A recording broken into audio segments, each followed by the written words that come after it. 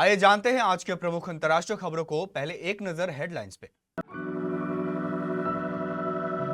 पाकिस्तान से उठे तूफान ने बदला मौसम, यूपी बिहार में आंधी बारिश से 48 मौतें।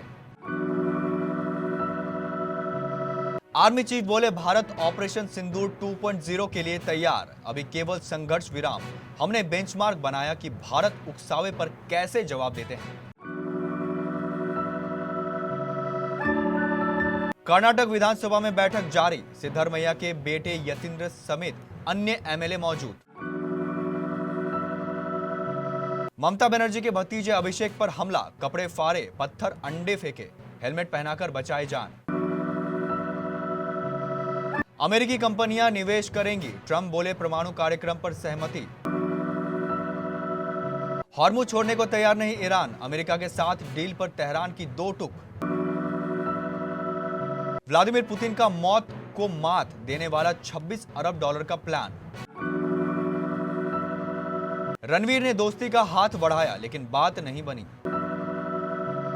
शुभमन गिल के शतक पर झूम उठे पिता, वायरल हुआ सेलिब्रेशन।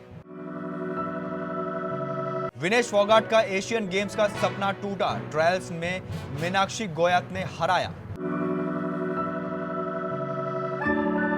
राजस्थान के 5 जिलों श्रीगंगानगर, बीकानेर, चूरू, हनुमानगढ़ और सीकर में शनिवार दोपहर रेतीला तूफान आया है। इसके कारण करीब 200 वर्ग किलोमीटर के एरिया प्रभावित हुए। हनुमानगढ़ श्रीगंगानगर के रेतीले तूफान की शुरुआत हुई। इस दौरान 60 से 80 किलोमीटर प्रति घंटा की रफ्तार से आंधी चली। रेतीले तूफान के कारण दिन में ही अंधेरा छा गया। तूफान के कारण दिन में लोगों को वाहनों की हेडलाइट जलानी पड़ गई। इसके कई वीडियो सामने आए हैं। इनमें लोग भागकर घरों में जाते दिख रहे हैं और घरों को बंद कर लिया है। स्थानीय लोगों ने कहा कि ऐसा रेतीला तूफान पहले कभी नहीं दिखा। धूल का गुबार 80 से 100 फीट ऊंची थी। हालांकि तूफान की ऊंचाई का आधिकारिक आंकड़ा सामने नहीं आया है। इधर तूफान के असर से कई पेड़ उखड़ गए, लाइट पोल टूट गए। फिलहाल किसी की मौत की जानकारी सामने नहीं आई है। दरअसल पाकिस्तान से उठे तूफान का असर राजस्थान के बॉर्डर वाले जिलों पर हुआ है। सेना प्रमुख जनरल उपेंद्र द्विवेदी ने कहा कि ऑपरेशन सिंदूर अभी खत्म नहीं हुआ है। फिलहाल संघर्ष विराम जैसी स्थिति है। जरूरत पड़ी तो तीनों सेनाएं ऑपरेशन सिंदूर 2.0 के लिए पूरी तरह तैयार है। आर्मी चीफ ने कहा कि ऑपरेशन सिंदूर ने एक बेंचमार्क सेट कर दिया है कि भारत किसी भी उकसावे पर कैसे जवाब देते हैं। आज पास होने वाले अफसर अपने करियर की शुरुआत से ही इस बेंचमार्क को बनाए रखें। आर्मी चीफ पुणे के खड़कवासला में शनिवार को राष्ट्रीय रक्षा अकादमी एनडीए का 150वीं पासिंग आउट परेड में शामिल हुए। उन्होंने 355 कैडेट अफसर को परेड की सलामी दी। इस दौरान कैडेट्स ने मार्च पास्ट किया। एयरफोर्स के फ्लाई पास्ट में Sukhoi, Chetak helicopter, Sarang helicopter, aerobatics team और आकाशगंगा स्काई डाइविंग टीम ने हिस्सा लिया। कर्नाटक में कांग्रेस विधायक दल की बैठक चल रही है। Deputy CM DK Shiv Kumar को आज विधायक दल का नेता चुना जाना है। मुख्यमंत्री पद से इस्तीफा देने वाले सिद्धरमैया, कर्नाटक के कांग्रेस इंचार्ज रणदीप सुरजेवाला, पार्टी के संगठन महासचिव केसी वेणुगोपाल भी बैठक में शामिल हैं। सुरजेवाला और वेणुगोपाल को पर्यवेक्षक बनाए गए हैं। सिद्धरमैया के बेटे यतींद्र सिद्धरमैया भी मीटिंग में आए हैं। वे एमएलसी हैं। उनकी भी नई कैबिनेट में मंत्री बनना तय माना जा रहा है। केपीसीसी के कार्यकारी अध्यक्ष चंद्रशेखर के मुताबिक 3 जून को नए सीएम का शपथ ग्रहण समारोह लोक भवन के ग्लास हाउस में होगा। 4 डिप्टी सीएम भी बनाए जा सकते हैं। यह पहला मौका नहीं है कि किसी राज्य में एक साथ इतने डिप्टी सीएम बनाए जाएंगे। इससे पहले 2019 में आंध्र प्रदेश के पूर्व सीएम जगन मोहन ने 5 डिप्टी सीएम के साथ शपथ ली थी। पश्चिम बंगाल के सोनापुर में टीएमसी सांसद अभिषेक बनर्जी पर हमला हुआ है। चुनाव के बाद हुई हिंसा के दौरान पीड़ितों से मिलने पहुंचे टीएमसी नेता पर प्रदर्शनकारियों ने कच्चे अंडे फेंके और उनके साथ मारपीट की है। स्थिति बिगड़ने पर सुरक्षा कर्मियों ने मुस्तैदी दिखाई। उन्होंने सुरक्षित बाहर निकालने के बाद तुरंत हेलमेट पहनाया गया। इसके बाद सुरक्षा घेरे के बीच वहां से बाहर निकाला गया। यह पूरी घटना सोनारपुर के कमराबाद इलाके की है। टीएमसी सांसद शनिवार शाम को अपनी पार्टी के एक मृतक कार्यकर्ता के घर पहुंचे थे। वे करीब 4:30 बजे कमराबाद पहुंचे। इस दौरान बीजेपी के नेता कार्यकर्ता के साथ बड़ी संख्या में प्रदर्शनकारी पहले से मौजूद थे। इस प्रदर्शन में महिलाओं को आगे रखा गया था, जिनके हाथों में कच्चे अंडे थे। भारी विरोध को देखते हुए अभिषेक बैनर्जी अपनी कार छोड़कर बाइक से इलाके के अंदर घुसने लगे। तभी प्रदर्शनकारियों ने पीड़ित के घर से कुछ 100 मीटर पहले ही उन्हें रोक लिया।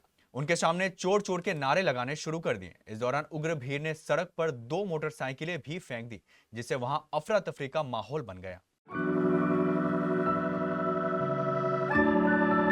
अमेरिका और ईरान के बीच प्रस्तावित 60 दिनों के युद्ध विराम समझौते में ईरान को बड़ी आर्थिक मदद देने की बात सामने आई है।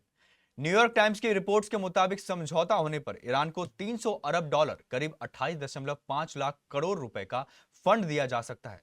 साथ ही अमेरिकी कंपनियों को ईरान में निवेश की अनुमति भी मिल सकती है। एक ईरानी अधिकारी ने इसे रिकंस्ट्रक्शन प्रोग्राम बताया है। उनका कहना है कि अंतिम समझौते पर हस्ताक्षर होने के बाद ईरान को यह आर्थिक सहायता देने का वादा किया जाएगा। दूसरी ओर अमेरिकी राष्ट्रपति डोनाल्ड ट्रंप ने दावा किया है कि दोनों देश परमाणु कार्यक्रम को लेकर समझौते के करीब हैं। ट्रंप के मुताबिक ईरान परमाणु हथियार नहीं बनाएगा और उसके पास मौजूद संबंधित यूरेनियम को खत्म कर दिया जाएगा। हालांकि ईरान ने ट्रंप के दावे को खारिज कर दिया है। विदेश मंत्रालय के प्रवक्ता इस्माइल बाघई ने कहा कि फिलहाल परमाणु मुद्दे पर कोई बातचीत नहीं चल रही है। वहीं फार्स न्यूज एजेंसी ने सूत्रों के हवाले से बताया कि समझौते के मसौदे में परमाणु सामग्री को नष्ट करने जैसी कोई शर्त शामिल नहीं है। ईरान हॉर्मुज स्ट्रेट के प्रबंधन को लेकर अड़ा हुआ है। इसी बीच ईरानी विदेश मंत्रालय के प्रवक्ता इस्माइल बाकोई ने स्पष्ट किया है कि अमेरिका के साथ अभी तक किसी भी समझौते को अंतिम रूप नहीं दिया गया है। समाचार एजेंसी की रिपोर्ट के अनुसार बाकोई ने सरकारी टीवी चैनल IRIB के साथ एक टेलीफोन इंटरव्यू में अमेरिका के साथ समझौते पर कहा कि दोनों पक्षों के बीच संदेशों का आदान प्रदान जारी है। यह बयान ऐसे समय आया है जब अमेरिकी राष्ट्रपति डोनाल्ड ट्रंप ने ईरान के साथ संभावित समझौते के लिए अपनी शर्तें सार्वजनिक की हैं। बकोई ने दोहराया कि बातचीत में ईरान का मौजूदा ध्यान युद्ध को खत्म करने पर है। उन्होंने कहा, इस चरण पर हम ईरान के यूरेनियम संवर्धन या समृद्ध यूरेनियम से जुड़े मुद्दों के विवरण कर कोई बात नहीं कर रहे हैं।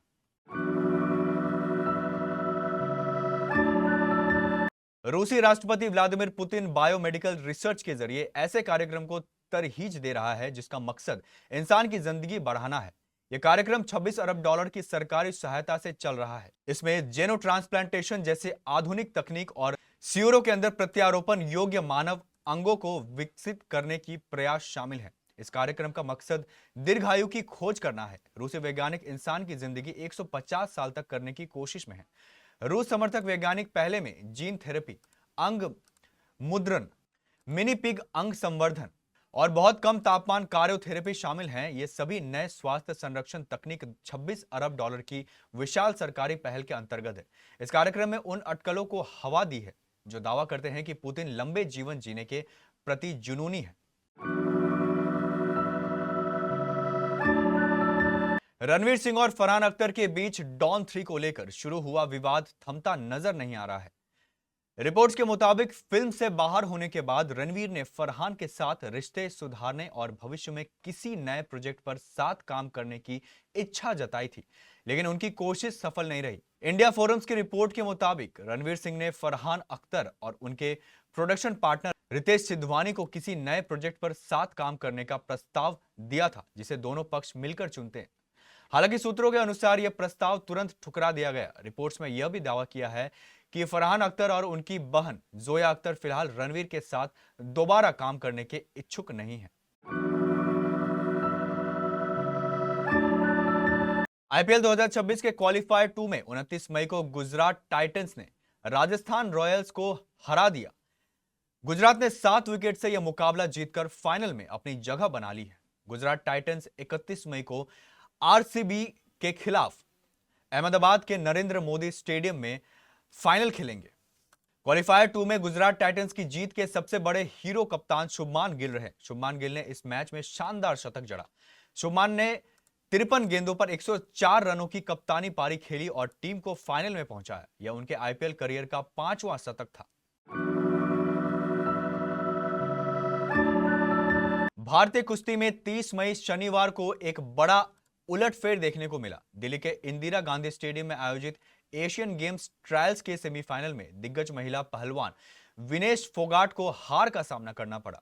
विनेश को युवा रेसलर मीनाक्षी गोयत ने वुमेन्स 53 किलो भार वर्ग के मुकाबले में 6-4 से हरा दिया। इस हार के साथ विनेश फोगाट का एशियन गेम 2026 में जगह बनने का सपना टूट गया। हालांकि मुकाबले के बाद उनका रिएक्शन सबसे ज्यादा चर्चे में आ गया है।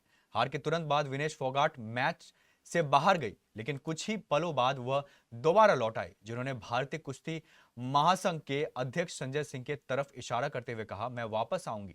विनेश का यह रिएक्शन तेजी से वायरल हो रहा है। मुकाबले की बात करें तो मीनाक्षी ने शुरुआत से ही बेहद आक्रामक कुश्ती दिखाई। उन्होंने विनेश को संभालने का मौका नहीं दिया और लगातार अंक बटोरते रहे। विनेश ने अनुभव के दम पर वापसी की कोशिश जरूर की, लेकिन युवा पहलवान ने दबाव बनाए रखा और आखिर में 6-4 से मुकाबला जीत लिया।